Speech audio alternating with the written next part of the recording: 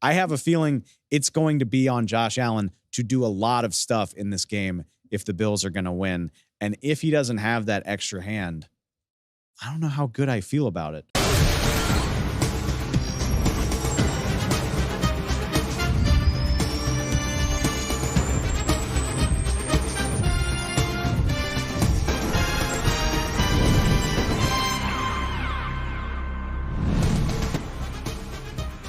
Welcome into the NFL on Fox podcast presented by Verizon. I'm Dave Helman, and the news cycle continues to turn. It's divisional weekend in the NFL playoffs. Got 4 bangers to talk about on the show. Also, coaching news galore. We had to retape part of the show last night because Mike McCarthy was retained by the Dallas Cowboys.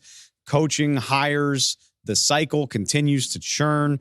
Talk in a minute about some interviews, some big-time candidates potentially nearing some jobs. We also have another guest on the show today. We got Vikings safety Camryn Bynum stopping by to talk about his season. The Vikings defense under Brian Flores. Really enjoyed that conversation with him. Got all the news, all the breakdowns, all the interviews you need heading up to Super Bowl 58. To get all of it, make sure you're subscribed to the show, please. Go find us on Spotify, Apple Podcasts, the YouTube channel, wherever you get your podcasts, wherever you get your news. We find out every single day there's something new happening in the news cycle, so you're going to want to stay up to date. Why not let the NFL on podcast help you do that? All right. This is the divisional round preview. That's what we're going to do here. We're going to take a closer look at all 4 of the matchups this weekend, but I'm just going to try to update you as far as things stand with the hiring cycle as it stands right now in the NFL. I'm going to guess we'll have some more concrete news by Monday to report somewhere. We'll have an announcement, an official tweet with the cool photoshopped graphic next week. But heading into the weekend, just so you're aware, it does feel like things are heating up, specifically with some of the bigger name coaches in the NFL. Not just the LA Chargers, but now the Atlanta Falcons have officially interviewed Michigan Wolverines head coach Jim Harbaugh. Won the national title for Michigan a couple weeks ago. It feels almost inevitable that Harbaugh winds up in the NFL, but still talking to several teams. We'll see if he makes the leap here, I would imagine, in the coming days.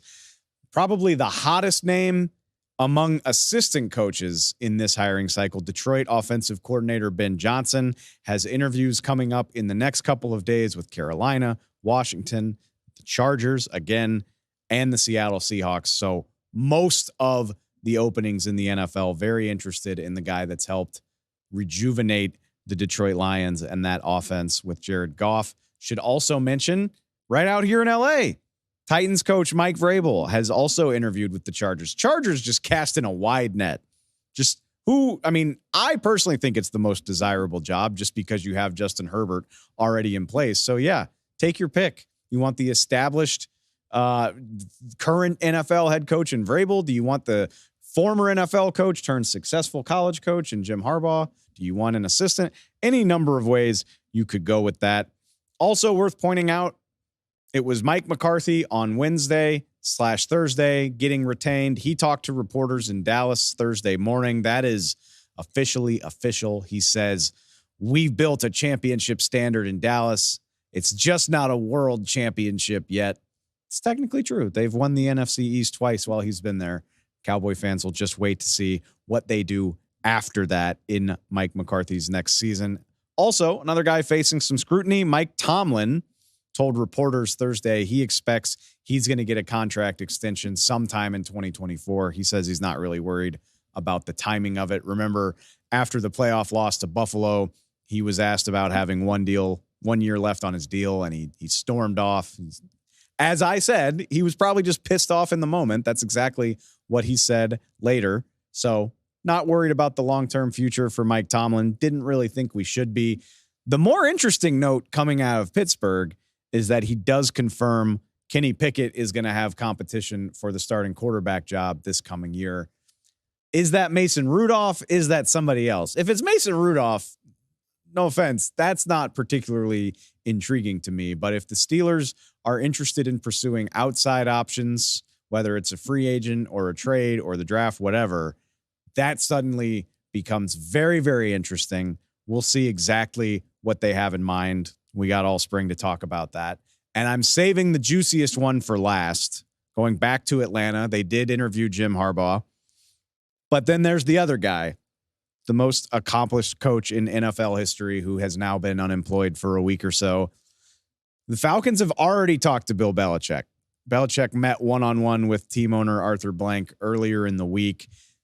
Felt very predictable just because the Falcons, at least initially, hadn't been diving in to the coaching market. They hadn't submitted a lot of requests. Seemed like they were intent on Belichick. And now you see the two main guys they've been tied to are Harbaugh and Belichick. So it seems like Atlanta is really interested in taking a very, very big swing. Now comes the news. Belichick is going to have another interview, a more in-depth one with more members of the Falcons organization sometime this weekend. So starting Friday at some point in the next few days, we could find out Bill Belichick is the next head coach of the Atlanta Falcons. I guess we'll see how this second interview goes. I can't believe a guy with 6 Super Bowl rings as a head coach and another 2 as a D coordinator needs to do a second interview. Like, what, are you going to call my references? You're going to call Robert Kraft and say, did he really win the 6 Super Bowls? Like, I don't know. What else is there left to say when you're hiring a guy with that resume? Be that as it may, that's what the Falcons are going to do. We'll see if Bill winds up there. All right.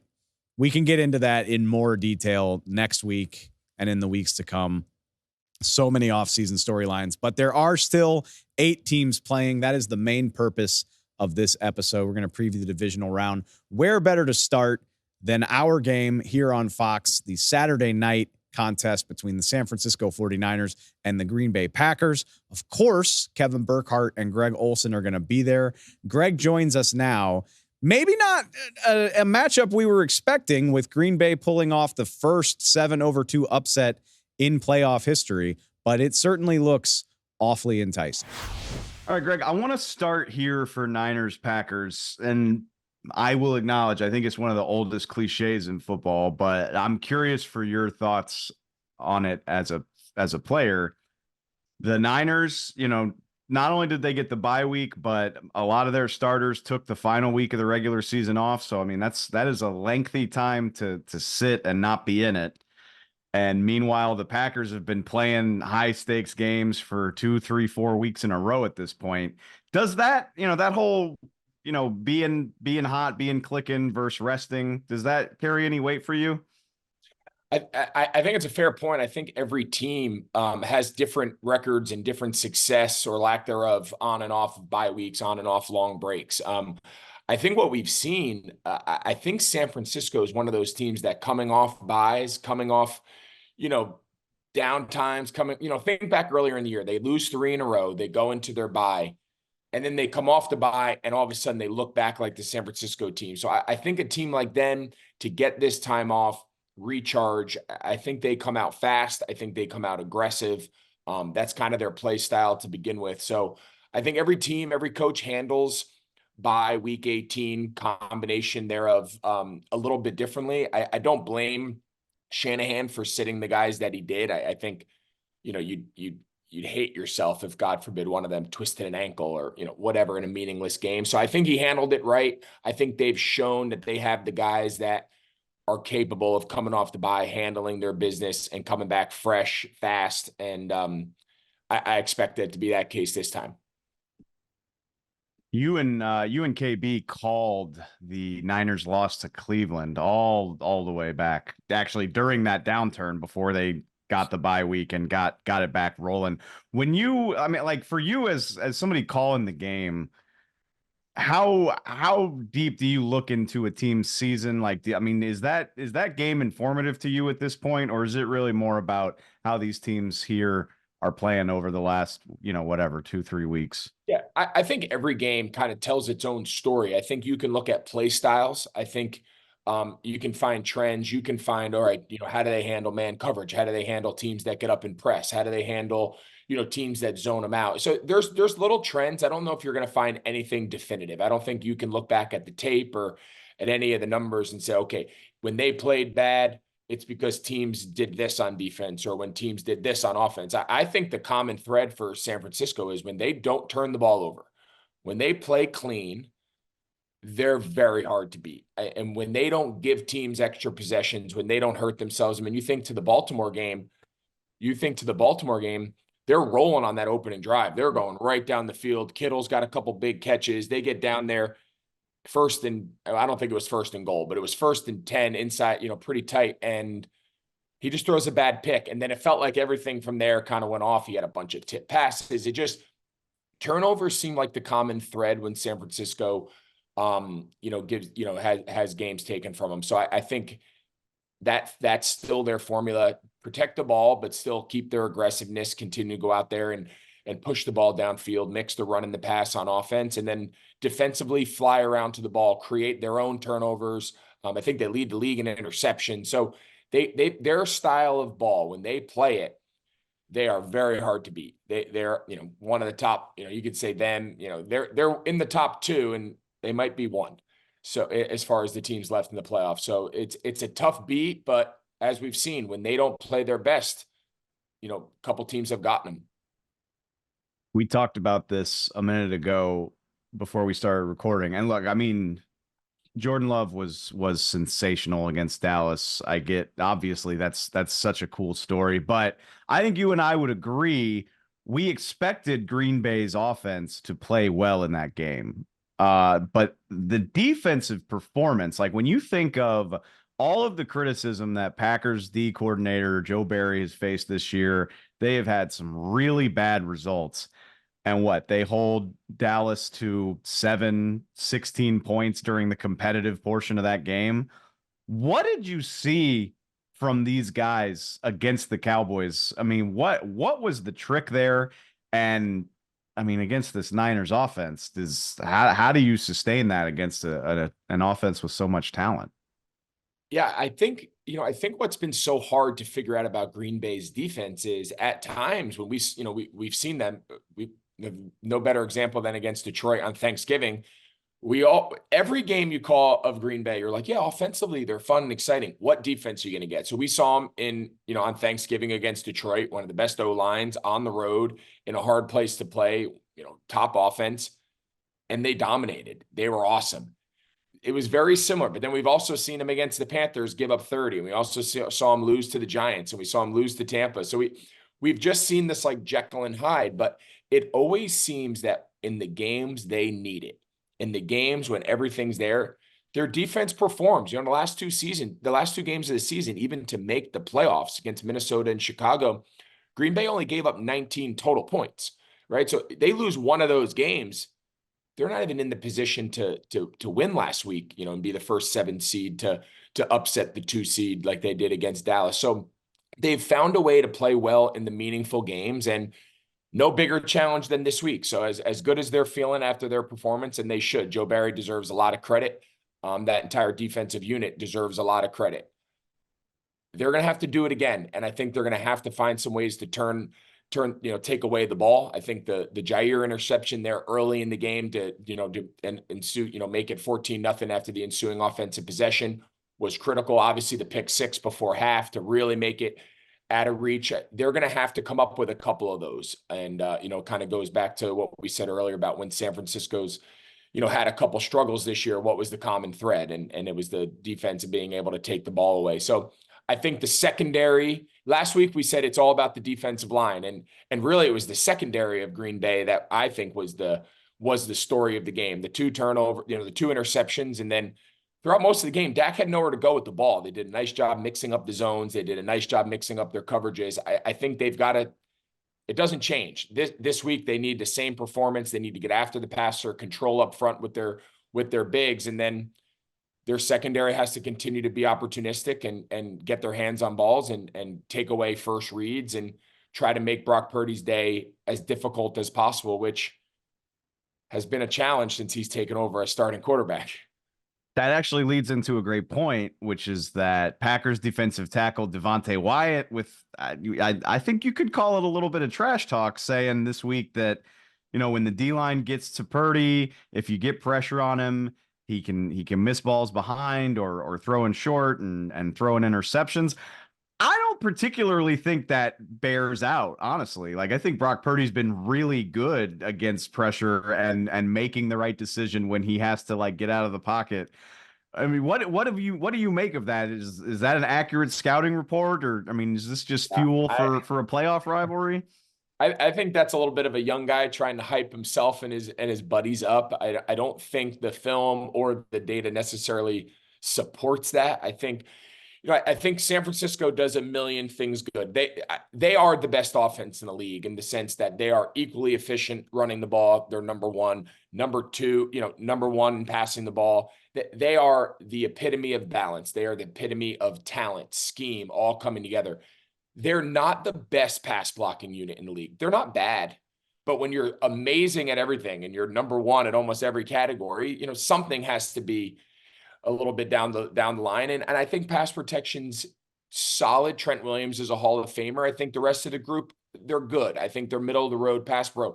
I think Purdy's actually been exceptional working out of a muddy pocket. I think he's actually been exceptional while under pressure. I mean, he leads the league in, passer rating and completion percentage under pressure and yards per attempt. I mean, so it's hard to say the guy that you can kind of muddy the waters in there and he's going to struggle. Listen, is any quarterback better under pressure than they are when it's clean? Probably not. But I think there's a lot of things you can say about Brock Purdy. There's not many negatives to say about him. And I don't necessarily think it's reflective. But listen, whatever Green Bay has to do, whatever they need to do to motivate themselves, their front is the strength of their defense. We've seen them when they play well, they've taken down some really good offenses. So you never know. I don't blame Wyatt for talking his boys up a little bit, but I don't know. Purdy's been pretty unflappable throughout the course of the time since he took over last year, and getting to him was not easy. Yeah, I think maybe, that game against Baltimore has given some people the wrong impression of the entire season, maybe. But hey, like you said, whatever you got to do to get yourself in the right headspace for a big game, I guess. One thing I wanted to ask you about too is, like of all the coaches on the Kyle Shanahan tree, me personally, it's easy to forget Matt LaFleur is part of it just because he hasn't been with Kyle since Atlanta. He was in LA and then he was in Tennessee. So like there's a couple degrees of separation, but obviously the familiarity's there, the similarity and what they like to do is there.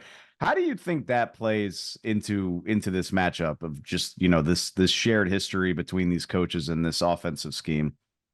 Yeah, I think anytime when you share kind of the root, I think, Matt, when we talked to Matt this week, he was very clear. He's like, listen, I learned some of the most I ever had was under my time, with Kyle. He's like, the root of my philosophy of offensive football comes directly from Kyle and his system. So obviously they're very closely aligned in the origins. I think since they've gone their separate ways, like most coaches, they've taken that fundamental approach and now just adapted it to their play style, adapted it to their own kind of philosophy and thoughts. So they all kind of take their separate path at some point, but when you follow that back, they're all kind of rooted in the same. And I think it's so important to point out as we see teams continue to flourish and we see young quarterbacks continue to have success in this league, we ask ourselves why. Like, what is the common denominator? And I don't think there's any mystery that Jordan Love and Brock Purdy and CJ Stroud, I mean, we can go up and down. These young quarterbacks, what they're being asked to do and the success they're having, not just in the regular season, but now continuing it in the postseason, it is not a coincidence that it's Kyle Shanahan and Bobby Slowick and Matt LaFleur and Tua down with Mike McDaniel. It's not a coincidence that the way these guys see offensive football is a really good way to protect your quarterback, give him some easy throws, not just send him back in shotgun every play and say, okay, go figure it out. Like, they help their young quarterbacks, and those guys are wildly talented on top of it. So it's a great matchup. So I think that is not a coincidence. And I think this playoffs, specifically with those three teams, the Texans, Packers, and San Francisco, obviously at the top, are just a great reminder that this style of football, this style of offense, the tentacles that it's reaching throughout the league, they pretty much all continue that success. McVay and his tree, it's all very similar in its origins. I don't think that's just by random chance. Yeah, I would tend to agree. And I think, yeah, the success of all of these guys as they've gone on to these different jobs is pretty big proof of that. All right. I started with a cliche. I'm going to finish with a cliche just because I think it's very fitting. It's Niners, Packers. These teams have a storied history, especially in the playoffs recently. But I am interested in recent years when the Packers have played the Niners. It's Aaron Rodgers, and it's trying to get over the hump and get this 4-time MVP, another Super Bowl. A lot of pressure on the Green Bay Packers in these matchups recently. And now it feels like the narrative is kind of flipped where, the Packers are just this young team. It almost feels like they don't know what they don't know. And this time around, it's the Niners who really, it feels like there's a lot of pressure to live up to how good this season has been and finally get back to a Super Bowl. Is there anything to that in your opinion that maybe you saw it with Dallas last week, is the way that these expectations can weigh on a team? How do you think that plays into these big playoff matchups?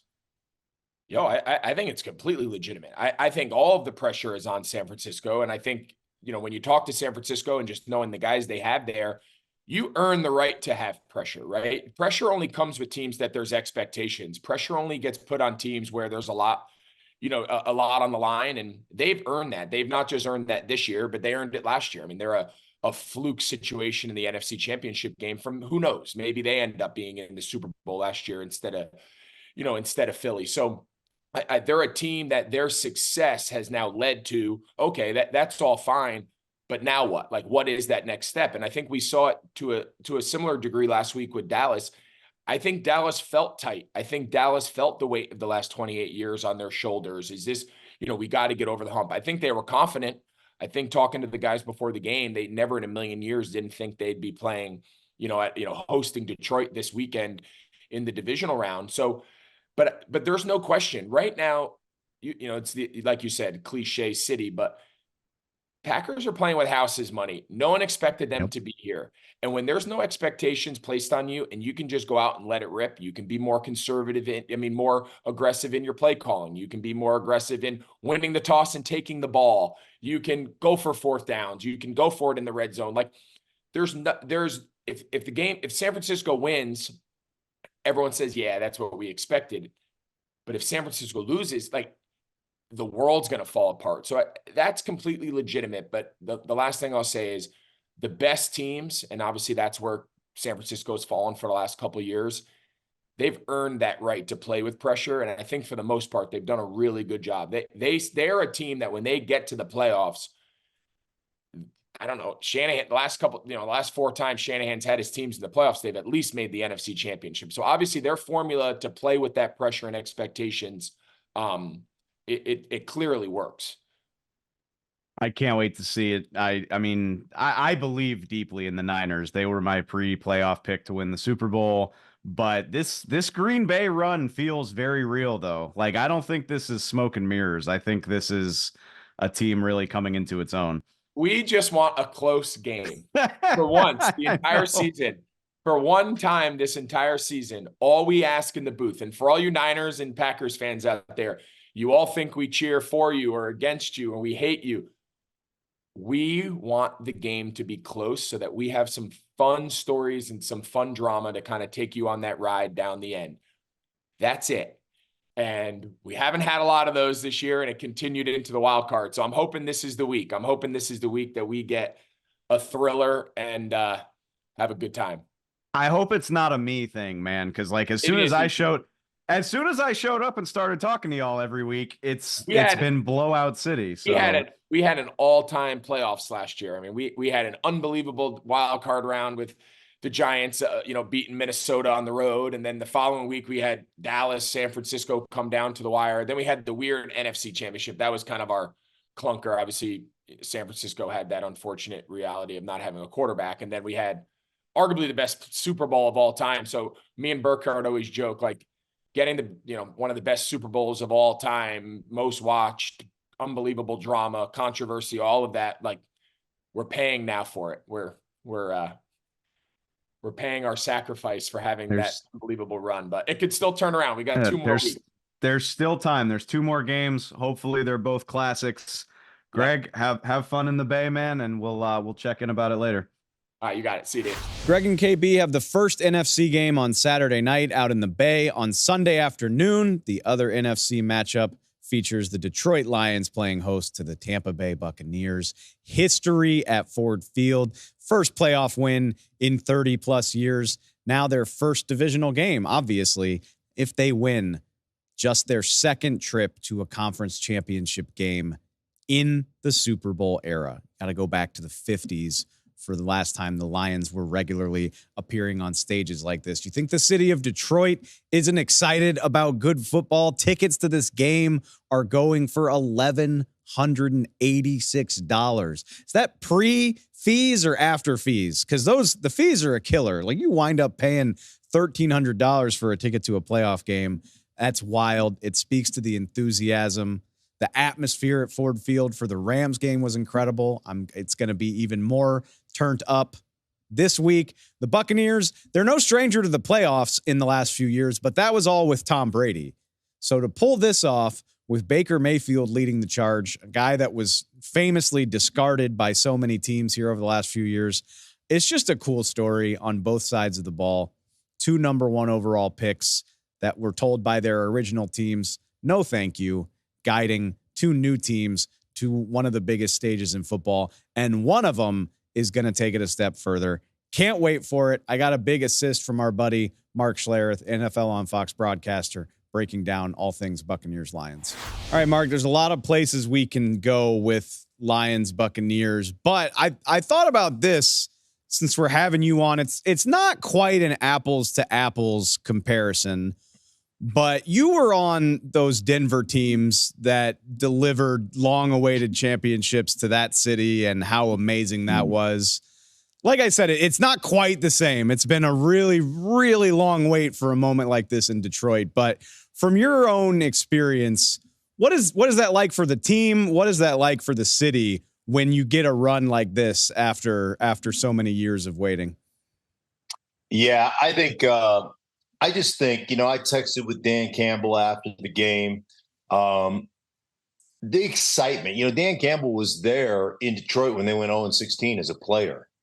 So he understands what that feels like. And I understand kind of the weight of the world. In Denver, it was different because they went to multiple Super Bowls under John Elway and got shellacked in all of them. So our first one, Super Bowl 32, a lot of the fans didn't want us to go, because they felt like, Green Bay's a 12, 13-point favorite, and we're going to get waxed in another Super Bowl. And so there was this feeling of, almost apprehension or dismay throughout the city. Detroit is not that way. They're just excited to get a playoff win right now, and they're playing kind of on house money, I would imagine. But they've been phenomenal. I love Dan Campbell after the game when, he gave Brad Holmes, their GM, a game ball. And then he said, "Hey, Jared Goff, game ball, you're good enough for us," and it was really cool. And they've got the city behind them, and they've got that juice and that feel. And offensively, they've been performing like lights out. And I think there's one key factor for them that they've been waiting on all season that's been a difference maker on the defensive side of the ball, and that's C.J. Gardner-Johnson. Mm-hmm. That dude is a football playing Jesse. He is, he's that guy that you hate playing against, that you love him as a teammate, but he's talking smack. He's getting after people, and he brings an edge to that defense and that secondary that they have not had since he left. I love Brian Branch, their nickel guy. But CJ really is a guy that brings some juice and some energy to that defense. And I just kind of love where they are as a franchise right now, and love just the hardcore toughness that Dan Campbell has brought back to that organization. It's so true. And CJ getting under the skin of Baker Mayfield a little bit this week as well with some of his comments about the passing game. I mean, I personally love it. I love adding juice to a playoff game like this. But I am curious, Mark, if memory serves, you and Adam Amin called both Lions-Bears games for us. And Yes. obviously one of them, just an incredible rally at the end. Detroit gets it clicking there in the final 4 minutes. The other one, a really rough day at the office for Detroit. So you've kind of seen them at their best and at their worst. I'm curious what you think is the difference. Like what is the key to things clicking for them? And maybe also what is the key that can kind of throw them off track? Yeah. Well, what threw them off track was Justin Fields. His ability to run the ball from the quarterback position. Like, no matter how they tried to protect the edge, they didn't have an answer. Like, they just didn't. And they're running zone read stuff and option stuff off the edge. And no, they tried to surf it. They would try to pinch and scrape with a linebacker. They did 8 different things to try to defend it, and none of them worked. Justin cut them up. And then they had the RPO game and the play action stuff off of that. And they really struggled with that. Baker Mayfield ain't doing any of that. The Tampa Bay Buccaneers ain't doing any of that. So, now it comes down to, can you execute in the passing game? And that'll be really interesting to see exactly how Baker does in the passing game. I will tell you this. He has been uncanny, especially in the second half of this season, to perform his best in the most critical moments. And I talked to Dave Canales, their offensive coordinator, and he said it's just remarkable what Baker has done in critical moments and the way he has played in critical moments. And it's almost the more pressure that Baker is under, the more pressure that he feels, the better he's going to play in situational football. And so, one thing I'll tell you about the Tampa Bay Buccaneers, they have gotten a run game together. And this is something that I did a Tampa game, and we talked ad nauseum. And I talked with Baker, and I talked with Dave Canales, their OC, and I talked to Todd Bowles about, their run game and getting that going. And they have fixed some of their run game. Their running back, is it Rashid White, right? Rashad White, yes. Rashad White, yeah. Rashad White has just been phenomenal, running hard. They've kind of pared down and eliminated some things they were trying to do early in the season, and he's been really good. Their running game has been much better.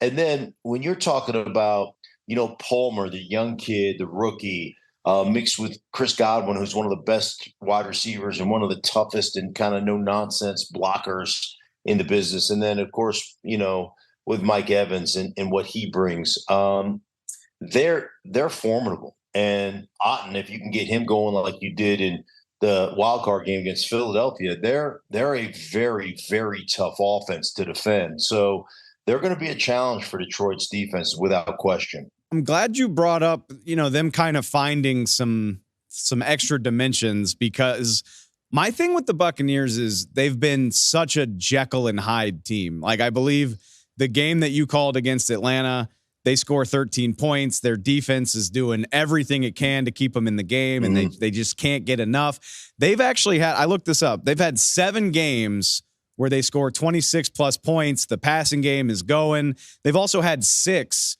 where they can't even get 14 points on the board. So it's a very feast or famine situation. Do you think it's getting that run game going? Is that the extra layer that they needed to be able to sustain some of this success? Yeah. I think if you look at what Houston was able to do, look at what Green Bay did against Dallas. Like, both those guys, both Jordan Love and CJ Stroud had 21 attempts. Playoff football is interesting. As much as we try to morph professional football into college, it's not. The field is different. The hash marks are different. The players are different.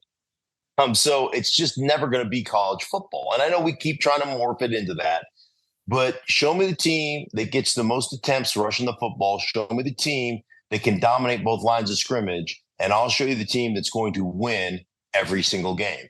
And playoffs more than any other place. One thing I always say about, difference between, just about offensive football in the NFL. When you get out of rhythm as an offense, you can't throw yourself back into rhythm. You just can't. And it's one of those things that's, to me, You got to get a bunch of fat dudes on the field, right? You got to condense formations, get multiple tight ends, get a fullback in there, and you got to bludgeon people. And when you bludgeon people, you get out of that too high shell look and you make them get into a single high safety look, and you make a guy reduce in there. And now we got one-on-ones on the outside, and we've got alleys, for verticals and everything else. That's how you get yourself back into a rhythm in the passing game. And so many teams are trying to morph into this, let's throw it, 65, 70% of the time and only run it occasionally. That does not work playoff time. It just doesn't. You're not gonna consistently be able to win games doing that. And Tampa certainly has figured that out. And Dave Canales, their OC, has certainly grown from the first couple of weeks of the season to what they're doing right now in the running game. So on the flip side, I love everything you just said. I know I'm speaking to an O lineman. Obviously, I mean, what must you think? I can only imagine it's a very high opinion of what the Detroit Lions do in that regard. Phenomenal offensive line. You got Sewell, you got Taylor Decker, you got Frank Ragnow.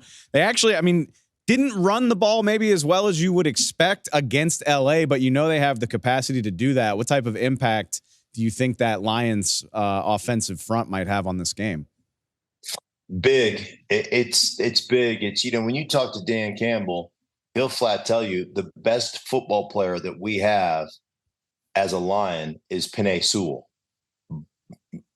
Not by far. Like, he's the best football player on our football team. And the strength of our football team is our offensive line. And I will tell you one thing that I love about Ben Johnson, their offensive coordinator. And, I did a whole breakdown thing. I was calling one of their games. Their understanding of running the football in long yardage situations. Like, when you start looking at what they do, like, look at their numbers. Go back and look at their numbers on second down and long and third down and long. And it'll amaze you how many times and where they rank. They're one of the top 3 or 4 teams in the league as far as running in those situations. And they've got a great nickel run package. And oftentimes the reason that stuff works is because you're going to get the most favorable matchups, the most favorable looks. And, defenses are going to play you in dime or nickel. And so you're going to have little people on the football field. And they do a really good job with those situations. But a lot of times you get in 2nd 7 and you throw an incomplete pass. Now you're in 3rd down 7+. And that's a pain. Like, that's really hard to convert in those situations. Well, they'll pop a trap and all of a sudden it'll be 3rd down and 1 or 3rd down and 2. And now the entirety of your playbook is open to you. And as a defense, you have to defend everything. And that makes it difficult. So they do a phenomenal job of calling plays. Go back to that Chicago game you mentioned, the one in Detroit, where Detroit came back and won that football game. They were down by 12 points with 4 minutes left.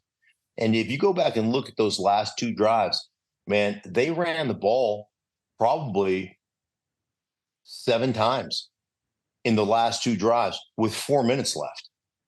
And it was one of those things where they ended up getting such favorable matchups, and the versatility of their run game. They are a lot more diverse than a lot of teams. I mean, they run and they'll base on outside zone, and they'll have their inside zone, and they'll have their but they have a counter series and a trap series and a tackle trap series. And so, they have an outside run series, and they, Montgomery is kind of an inside guy.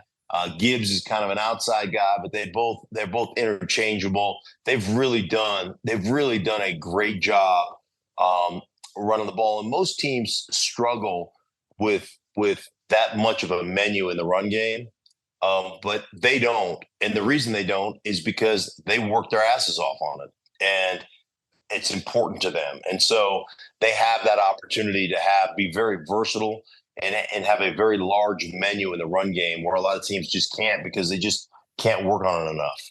It's going to be a phenomenal matchup on the fronts on that side of the ball. I have one more for you, and it's about coaching. You've mentioned Dan Campbell a lot. Obviously the culture, the mentality he's instilled. He's also, I admire his confidence and his aggression so much.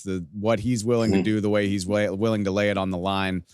Todd Bowles he's a defensive guy. He's as old school as it gets. I would venture to say he typically skews more on the conservative side when it comes to decision making and situational stuff. How do you see that matchup? Is this a situation where if you're Todd Bowles, do you have to change your tendencies to kind of meet the moment here, or how do you see that playing out? Well, the biggest thing is Todd Bowles is going to bring pressure, and how do you handle pressure? And we saw it against Philadelphia; they didn't handle it well. How are you going to handle those pressures? And a lot of times, he'll bring pressure on first down just to get you behind the chains. And so, how do you operate on first down versus pressure?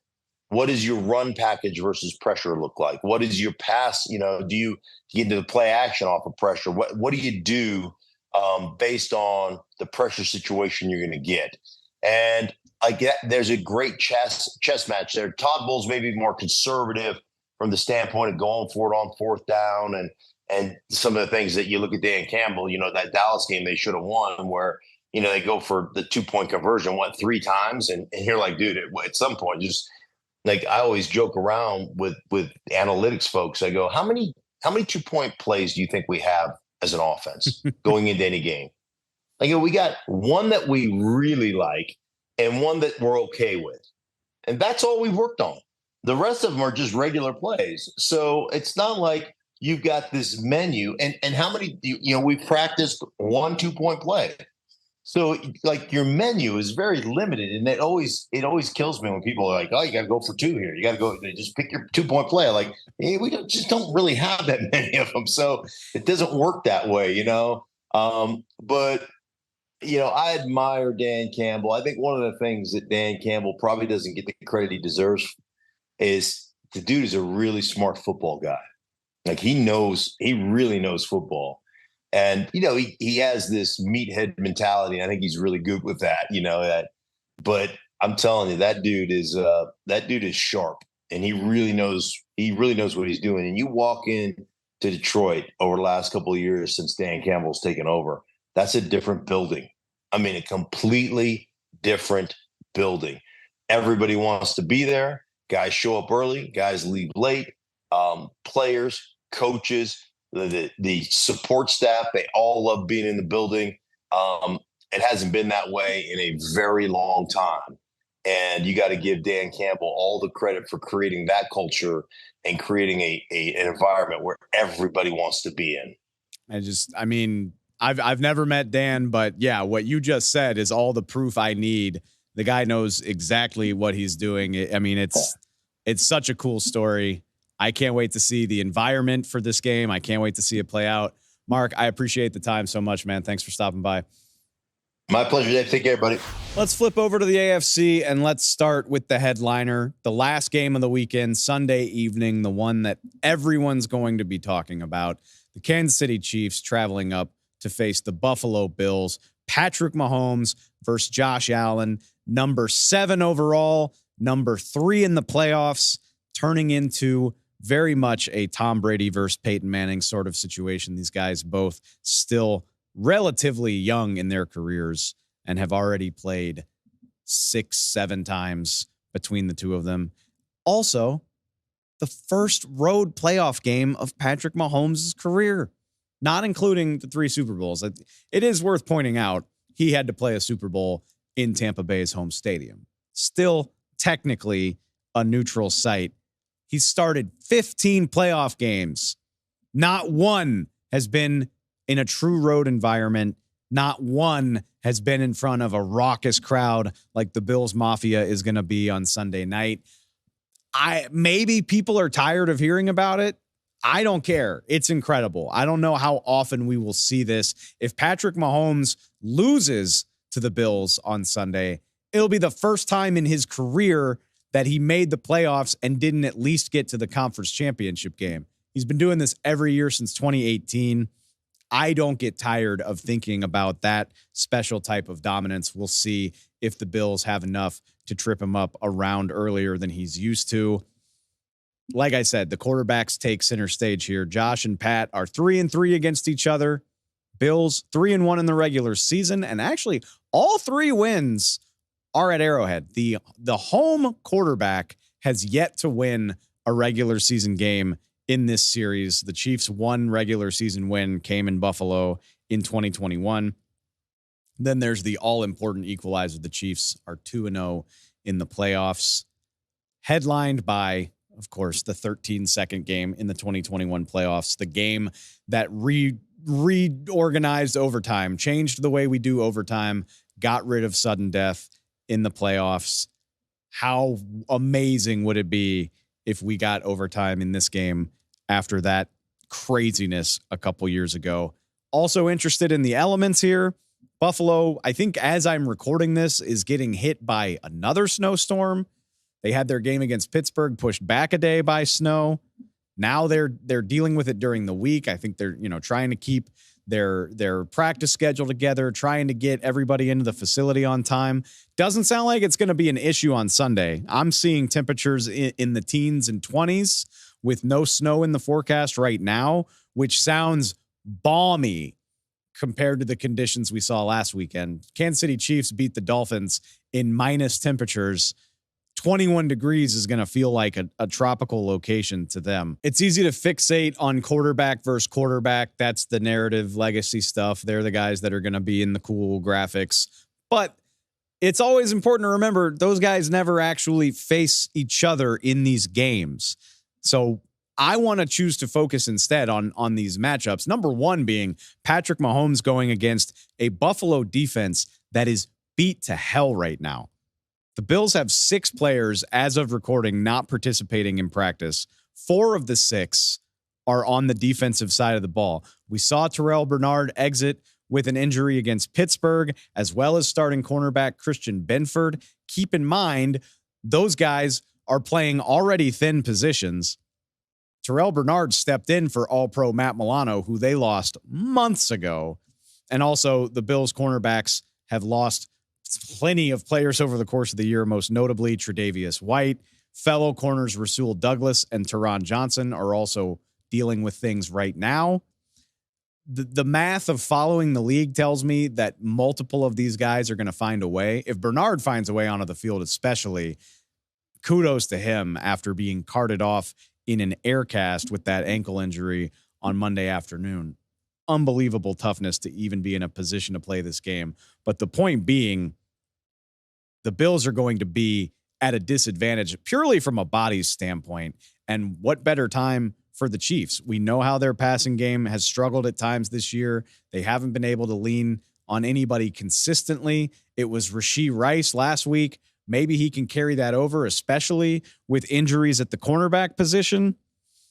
But the other thing I'm looking at, especially with the injury to Terrell Bernard, is maybe this is finally a week where Travis Kelce breaks out and does his thing. The conditions are going to be better than they were last week, and Travis Kelce can feast over the middle of the field. That's a problem when your starting middle linebacker, who's not really your starting linebacker, is potentially out or at least hobbled. I bet you Patrick Mahomes is going to find the Chiefs linebackers and find a way to make them pay. That is absolutely what I would do.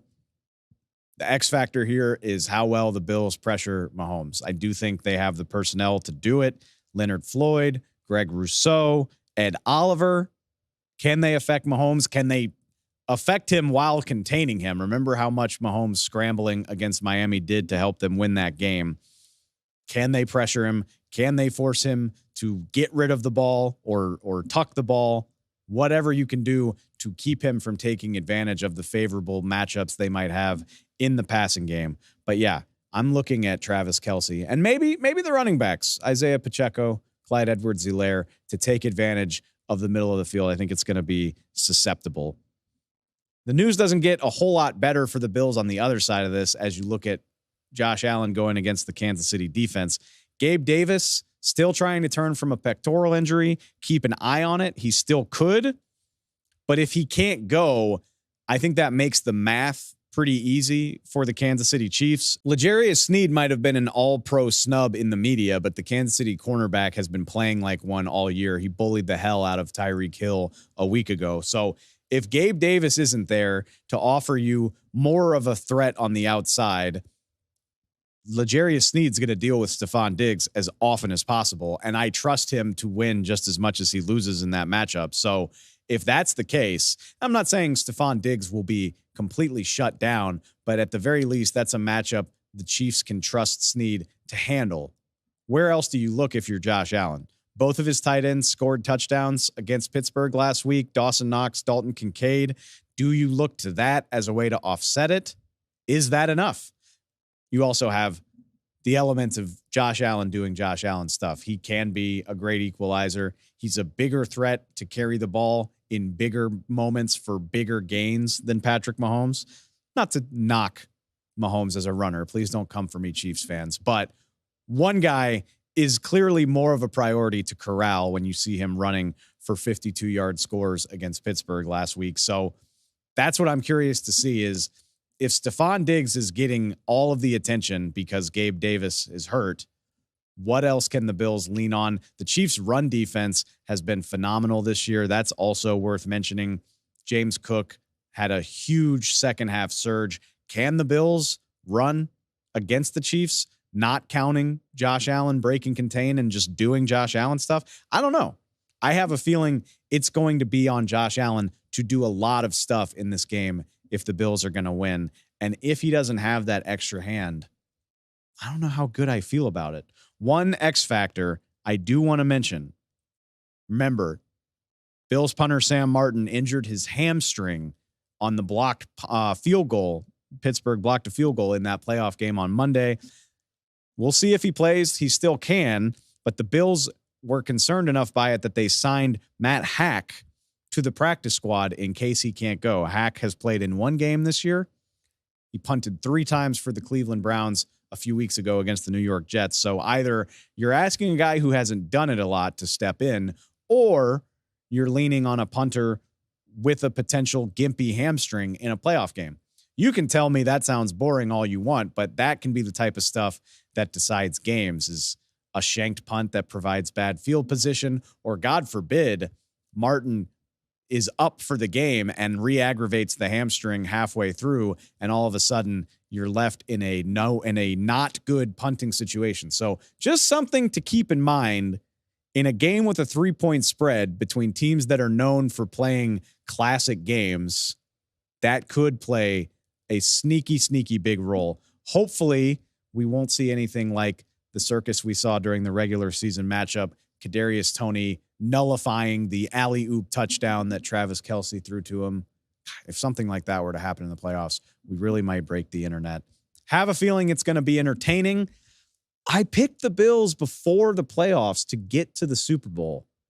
I don't want to back off of that now, but knowing what the Bills don't have and knowing what Patrick Mahomes is capable of, I'm terrified that I think the Bills are going to win. I'm not going to be surprised if I have egg on my face about that one. Hopefully it's as entertaining as these Bills-Chiefs games usually are. Our final preview is also the first game of divisional weekend on Saturday afternoon. The Houston Texans travel to Baltimore to face the AFC number 1 seed Ravens. And please take a minute to just think about the road to get here.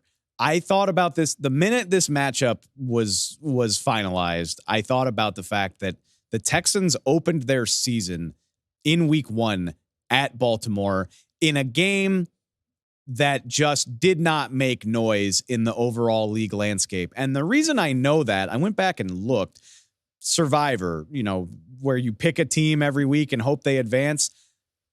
Fantasy Survivor players picked Baltimore in week 1 in overwhelming numbers. I looked at Yahoo specifically. 36% of Survivor players picked the Ravens to beat the Texans as just a throwaway, Baltimore will take care of business and we don't have to think too hard about this. And they did. The Ravens beat the Texans 25-9 in week 1. Not a memorable game. Didn't look like it was going to be a memorable season for the Houston Texans. And now they are a win away from the AFC Championship game.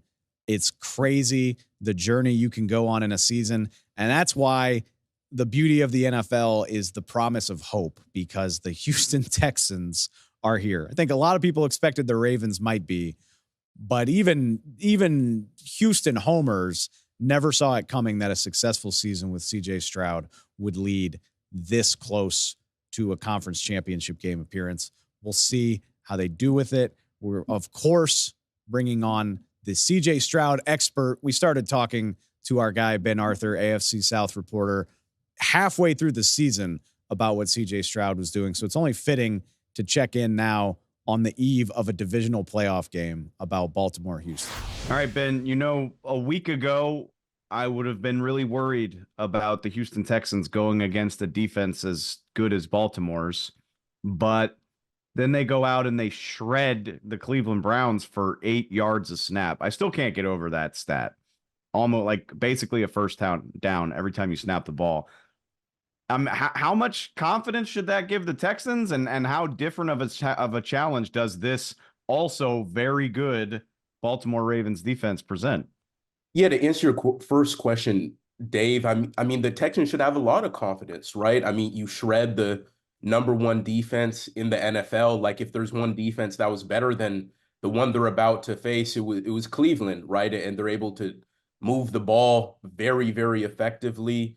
It doesn't really seem to matter what kind of defense that CJ Stroud goes up against. He's able to exploit those weaknesses. And I think in that wild card game against Cleveland, I think Bobby Slovic, his just the aggressiveness in terms of attacking that number one pass defense, like they're very confident in themselves. I think that's the one thing we can say about the Texans. And so yeah, they should have a lot of confidence going into this game. I mean, this Ravens defense is different. I mean, you think about guys like Kyle Hamilton in the back end, and then just the simulated pressures they run. And so it'll be a different kind of challenge. But again, going back to that confidence that Houston should have coming out of the last round, I don't think they have any fear. And then you just think about the first time that they played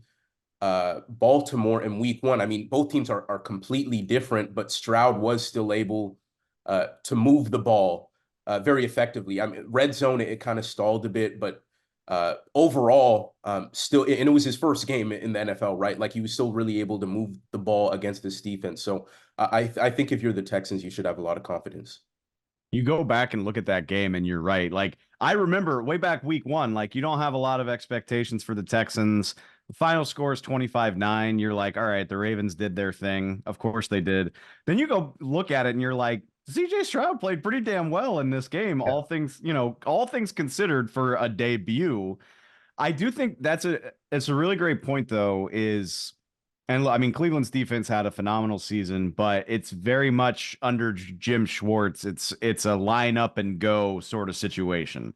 And I do think this may be a little bit more intricate of a challenge for CJ, just in terms of how versatile the Ravens are.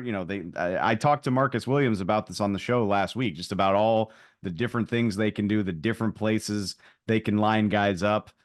I'm past the point of doubting CJ Stroud, but is he capable of being confused, do you think, by a defense like this?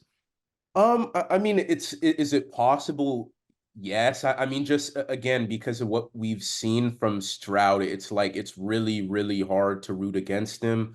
But like I was saying earlier, Dave, I mean, this Ravens defense does present like different kinds of challenges. Like it is elite, just like Cleveland was. But you think of Justin Madubuike at the defensive tackle spot, how much internal pressure, from the interior part of that line, how much pressure that CJ could be facing that he hasn't faced before. And then I think as good as Cleveland's linebackers are, Baltimore's is on a whole nother level, right? You have Roquan Smith and Patrick Queen, and then you spoke about the versatility that they have, which I think is most notable, like with that secondary with Marcus Williams and Kyle Hamilton and those guys. So it's a different kind of challenge.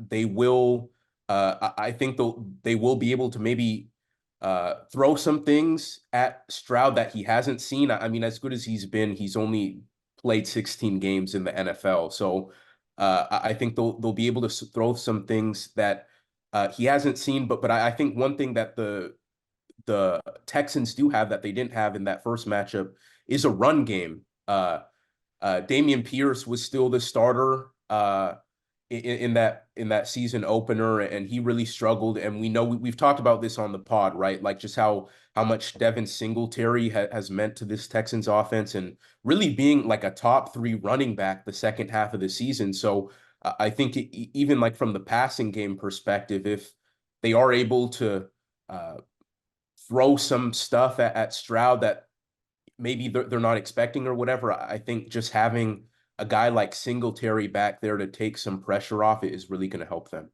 I got to give you a ton of credit for this. You mentioned it before, the way that Derek Stingley played against Cleveland the other day and what he was able to do to Amari Cooper. I'm curious for your thoughts on how the Texans play this Baltimore offense. I don't think there are as obvious places to start with the Browns, like with the Ravens, as there were with the Browns. You know, Cleveland, you got Amari, you got David Njoku, and it all kind of goes from there. It seems like the Ravens have a more diverse cast of characters. Where do you think the Texans focus in trying to slow Lamar Jackson and these guys down? Yeah, I think the big thing, Dave, is that Mark Andrews might play. I mean, that's huge, right? He's one of the best. Which is incredible, by the way. Yeah. Yeah, just considering the injury, right, and missing the last 6 weeks of the regular season, how much of a challenge he's going to be, because he is Lamar's favorite target. I mean, they came into the NFL together in Baltimore in 2018. Last several years, he's been an insurance blanket for him, and all that jazz. And so I think just if you're the Texans, you're expecting him to play and just figuring out, okay, like how best are we going to account for someone like that? I think that's number one. I think number two, if I'm the Texans, if I'm DeMeco Ryans, I'm really concerned about Zay Flowers, and DeMeco talked about it in his press conference this week, but just how shifty he is, and we know he broke some of the Ravens rookie receiving records, but just how dynamic he is, and all season and really in the second half of the year, the Texans really struggle containing those explosive pass plays. We even saw it early in that Browns game where they let David Njoku get behind the defense, and who is it?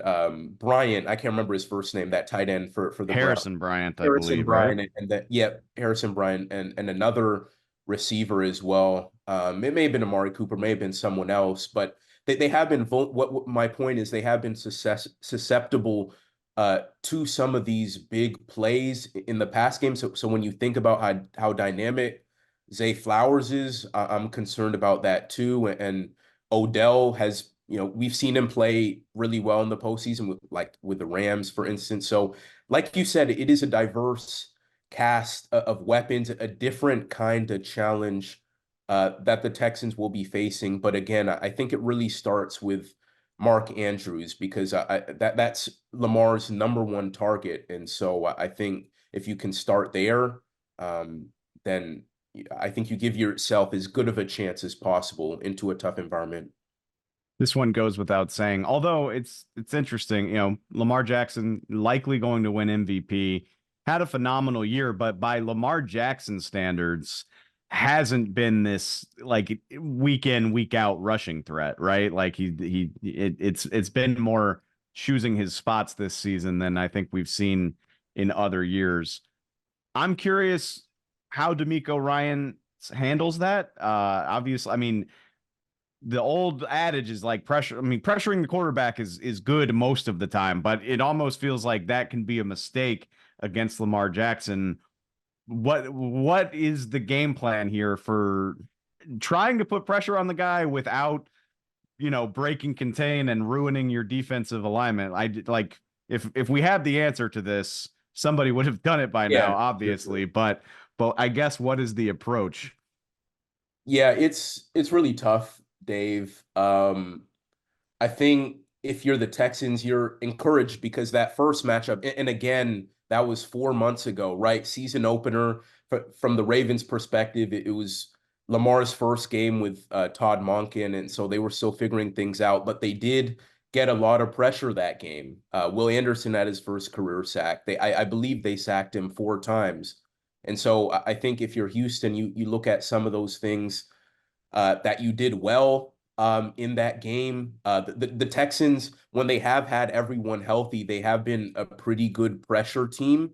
Even if the sacks haven't necessarily been at the top of the league, they have been great at generating pressure. So I think you start there and you just think about Will Anderson and Jonathan Grenard's health, because they've been on the injury report for pretty much the last month. Jonathan Grenard missed some games. So you just hope that they're as healthy as possible. And I know their D tackles too have been banged up too. So you just hope that they're as healthy as possible to try to contain him. But yeah, and then I think as much as possible trying to make the Ravens one-dimensional in that kind of shutting this down, these running backs, right? Like you have Justice Hill and Gus Edwards, and they just signed it was Dalvin Cook. So and the Texans have been really good against the run this season. And so I think as much as possible, like if you're able to kind of eliminate the run game, and I know Lamar has been better as a passer this year, but just trying to put everything on Lamar's shoulders as much as possible, if that makes sense, gives yourself the best chance to win. Because I mean, as you said, I mean, he's very elusive. He's going to have those plays where you did the best you can, and you just kind of have to tip your hat to him. But I think as much as possible, if you can kind of eliminate those running backs, and then just kind of hoping that your D line guys are as healthy as possible, and trying to get pressure and just kind of going from there, because there isn't really a good answer, and that's why I'm kind of struggling with that question. But I think if you do those things, you give yourself the best possible chance. You have something in common with every defensive coordinator in the NFL, so I wouldn't worry about it. One last one for you. I talked to Greg Olsen about this as well for the Packers 49ers game.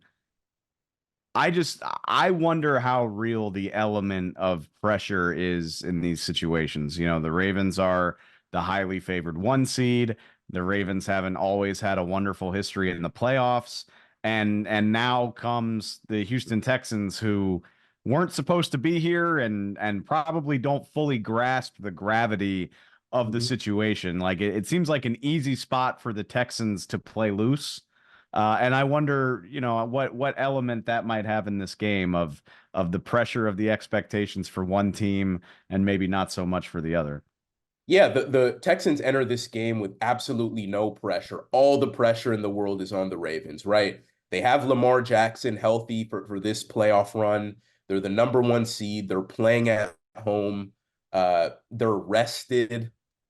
And Lamar historically hasn't been great in the postseason. I think it's 4 or 5 touchdowns to 7 interceptions, something like that. And so all the pressure is on their side. And I think you have to think, like, could maybe a little bit of rust be a factor? Because not just because of like having the week off, right? But then they rested their starters in week 18, right? So their guys haven't played in a few weeks, 3 weeks. And so are the Texans going to catch them off guard? I think that's something you have to think about. But the one thing I do think works in the Ravens' favor is the weather, right? The Texans, Houston is hot. They're not used to playing in the cold, and I looked at the weather because I'm gonna be there, and it's gonna be in the 20s and the teens and high wind, and I know it was colder in Houston this week, so they do get a little bit of kind of preparation for what they're going to be in for when they get to Baltimore. But it's going to be really interesting to see like how that maybe affects Stroud and if this ends up being kind of a lower scoring game, which I think is totally possible, like how does that affect like the Texans kicker, Kaimi Fairbairn, who's from Hawaii, and he's not used to the cold either. So I think all those things you have to look at. But as you said, Dave, like all the pressure is on Baltimore. Like Stroud and the Texans, that there's no pressure. Like their season is a success, whether or not that they really do anything in this game. So I'm just as fascinated as everyone else to kind of see what happens here.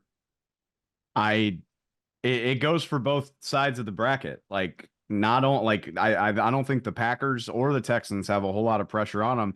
And like you said, both of these teams have not played high stakes football in about 3 weeks, the 49ers as well as the Baltimore Ravens. Very interested to see how they handle that. Not ready to call for an upset, but I do think it's going to be interesting. Ben, I'm pumped you're getting the chance to go to this one, man. We'll be sure to check in with you when it's over. Thanks a lot. Sounds good, Dave. Thank you. That does it for the game previews, but one last bit of business before we get out of here. I had a chance to talk to a guy that I think NFL fans should know more about. That would be Minnesota Vikings safety Camryn Bynum, who stopped by the studio. He's a California guy. Vikings season's over. Why not stop by and say hi? I had a chance to talk to him about, first of all, his own story, which is incredibly cool, but also the Vikings season, what it's like playing for Brian Flores. And of course, with 2 NFC North teams in the playoffs this weekend, I did have a chance to talk to him about the Packers and the Lions as well. Just a really fun conversation with a really fun young player. Check it out. I feel so much less lonely in the studio these days. It's usually me, but we had Bears DB Jalen Johnson earlier this week, and now out here. Yeah, absolutely. Right here in the studio. And now we are also joined this week, none other than Viking safety, Camryn Bynum. Cam, what's up, man? Thanks for coming by the studio. Thanks for having me. It's my first time here. This is cool. Okay, so you see the studio now. Yep. Dark room. We got the TVs on the far wall. Yeah. So I'm going to take you back.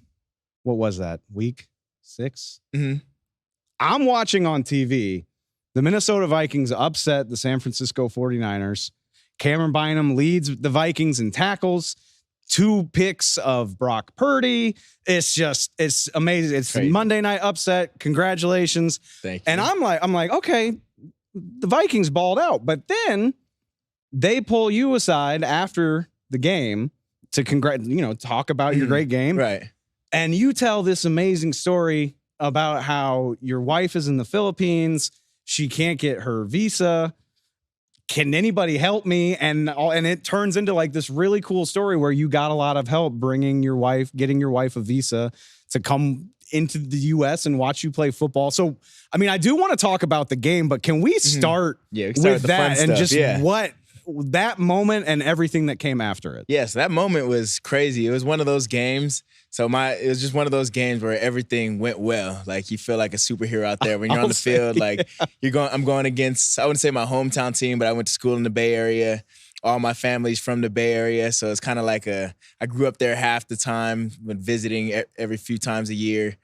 So going against the Niners is always a big deal for me. So it was just one of those games where I knew like I had to be on my A game. So got on that field, I'm feeling nice and bouncy, ready to go really. So the second we got out there, that first series, made a few tackles and I didn't get the forced fumble on the stat, but I thought I forced a fumble. So it was like everything was going well from the jump. So it was just one of those games where, okay, this is my time to shine and ball out. And it's been a plan since the beginning as second I have a crazy game, I'm asking for help to get my wife's visa because it seemed like everything happened because it's from that game. It was 3 weeks until she was able to get here to the States. But people don't know about we've been waiting over a year for that. So we still went through the whole process, but it was able to shine light on that situation and able to really get her there within 3 weeks of that game. So everything went perfect that game. That's the power of TV, the power of the internet is that minute and a half that you were talking on TV. Right. Probably it did more than whatever months and months of work other than that. What do you remember from, I mean, did you wake up with people in your texts like, hey, we can help about this? Like how did that process go? It was pretty overwhelming, honestly, having so many people reaching out to help because I'm like, okay, who has the person that's actually going to be able to get us in there to help us and talk to the right people? Because everybody's reaching out. I have this lawyer, I have this attorney that can do this, and that, and which I was super appreciative, but it was so overwhelming with how many people were willing to help and trying to help. So it was like my phone blowing up. Everybody has somebody for me. So I'm like, I don't even know where to start.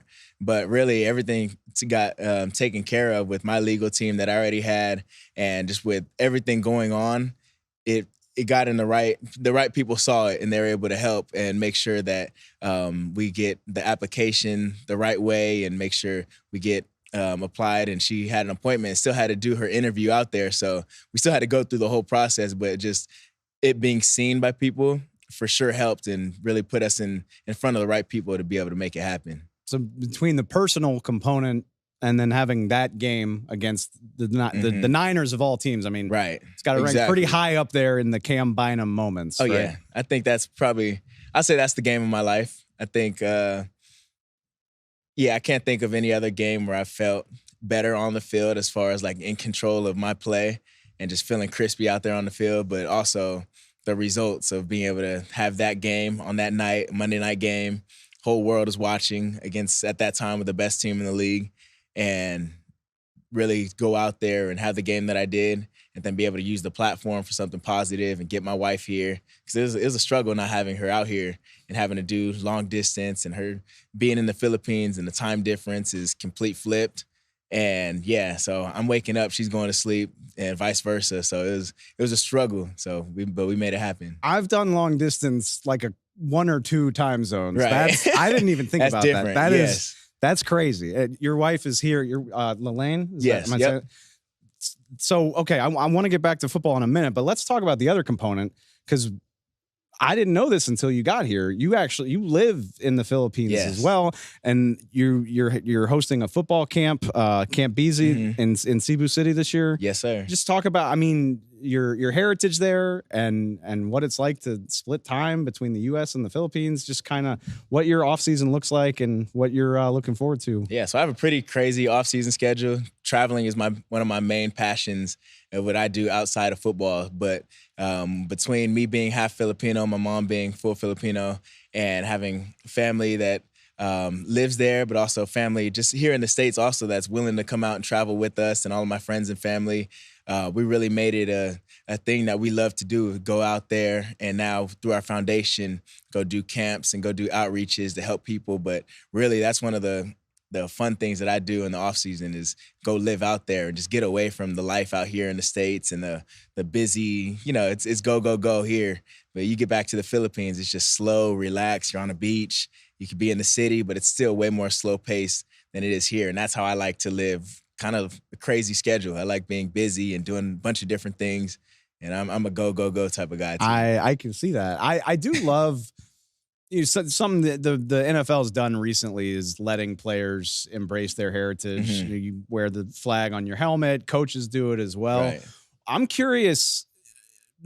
For me, at least, the Philippines is not a country that I associate with American football, with like growing the game. What is the impression over there and the awareness of the NFL, the enthusiasm for it? There's really a lot of people don't know about football at all. You hear football, obviously you think of soccer. Most countries hear football and they think of soccer. Yeah. You talk about American football and they don't know too much about it. So really being able to go out there and bring kind of an unknown sport.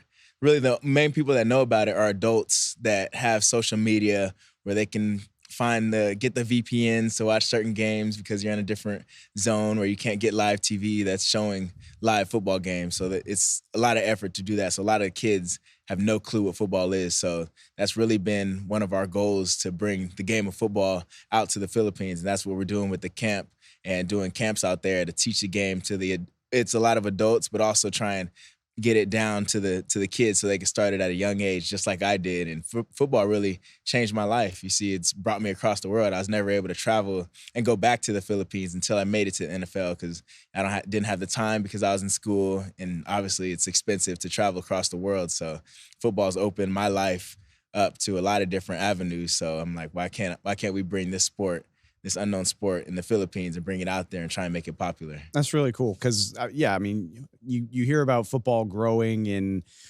parts of Europe and popular in South America, but to bring it to a place where maybe there's not as much enthusiasm for it. Right. I think that's really cool. Okay. Career year. Yes. For you, year 3 with the Minnesota Vikings. And we can take this in a number of different directions, but I've had so much fun this year watching Brian Flores dial stuff up for you guys. Like it's such a chaotic defense, and I mean that in a good way. It is. He's going to blitz. He's going to bring the house more than anybody. It's going to be coming from different directions. I had a lot of fun watching you. Josh Metellus is another guy that I think deserves a shout out. Daniil Hunter, obviously, that goes without saying. That's obvious. So take me through what it was like playing for Brian Flores this year for starters. Really, the best way to describe it is fun. It made football fun. Like the level of football, like, you all have fun. It's a game, but like the style that he brings of always being aggressive, never playing on our heels, really made the game a lot more fun. And you see the possibilities of if we can mix things up, guys play different positions. Like, about Josh, like you mentioned Josh, he plays literally every position on the field. Me, I was starting at safety towards the end of the season, had some games starting at corner, playing different positions, playing in the nickel spot. So all of us can do everything. So it's never an easy tell for the offense. So really mixing that up and being able to play fast and knowing that we're sending pressure so we can play free. And Coach Flo just telling us, like, from day one, he always said, this is your guys' defense. I'm never going to sit here and be an authority figure over you guys and tell you have to play certain things like this. We'll have rules that you guys have to follow, obviously, because it's still organized football. But he said, if you see something, you've played the game long enough, you can make those executive decisions to either check something or you want to play a little more free, take some more risks. Let's do it. So playing under him is just fun, just knowing how aggressive we're always going to play, and we're never going to play scared to be aggressive or scared to go after somebody. When did you realize it was going to be that way, and how much more fun was it to do your job this year because of that? You could tell in camp, really. In training camp, it was stressful. It was weird. It was weird in OTAs. So we didn't start installing the defense until way later on in OTAs. And it was different for us because we're like, when are we going to learn some plays? They're like, just trust the process. We're learning how to do certain techniques. We're going to learn, everybody's going to learn how to blitz the edge. Everybody's going to learn how to play the flat. Everybody's going to learn how to play the hook. Everything, just so you can always be really polished in every single position on the field. And for us being in the first year of that system, we're like, okay, we still don't know our plays. We're like, so we see in camp, like, okay, this is why, because now this play, I'm playing the flat. Josh might be playing the hook. Harry might be blitzing off the edge. And just certain things like that made it possible where they really built that. So you start to see, okay, this is why we're playing it this way, because Coach Flo is going to mix things up where the offense has no clue. And it's funny hearing our offense talk about it in training camp too, just seeing like, they're really like, what coverage are you guys in? Like and I'm like, you can't even explain it to them. We can't say it's cover 2. I don't really know either, man. We're just exactly. We're having fun. So where do I want to go with this next? For starters, I mean, how valuable is that versatility? Just, I mean, like you talk about having half a dozen guys who can do half a dozen different things. I mean, how valuable is that on a defense? I think that's super important. I learned that this year, like how important it is to have guys that can do multiple things. Because if you have a guy that can only blitz, can't cover, it's like, okay, if he's in the box, what else do you think he's going to do? He's going to blitz. So it just opens up the possibilities of everything. It makes you more of a valuable player. It makes you more valuable in that scheme. So really having guys that are versatile just makes life easy on everybody, because whether somebody messes up, you got to cover for them or you got to play something different, now you know you've had time on task at that position.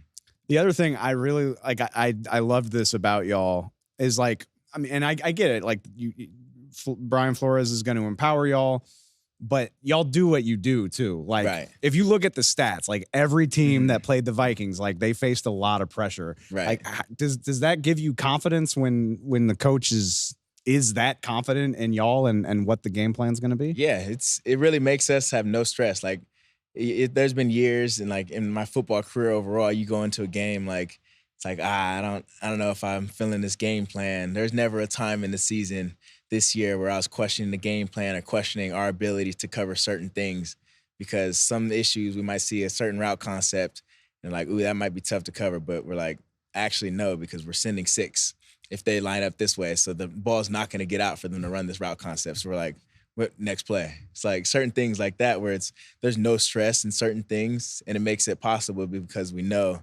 that against a certain look, we might send some pressure where we don't have to worry about covering for 4 or 5 seconds on the back end because we know the blitz is dialed up where somebody's coming free. The ball's coming out. Exactly. And you see that all we got all year was screens, quick game, and a max protection shot here and there where they'll try. But that's really how, whether it's games we won or lost, they did it by doing little quick throws. I think it was the first game y'all played against the Bears where the one where Justin Fields eventually got hurt. Like by the end of that, they were like, what can we do? Exactly. What can we do that's everything. not going to have our quarterback in the first pocket? play was a sack. Yeah. And he got smacked. Like the first play was a big hit on your quarterback. And it's like, all right, this is the type of game it's going to be. We were laughing on the sideline that first series. We're like, they're really not going to block us the first play. Like you put it on tape that we're sending pressure.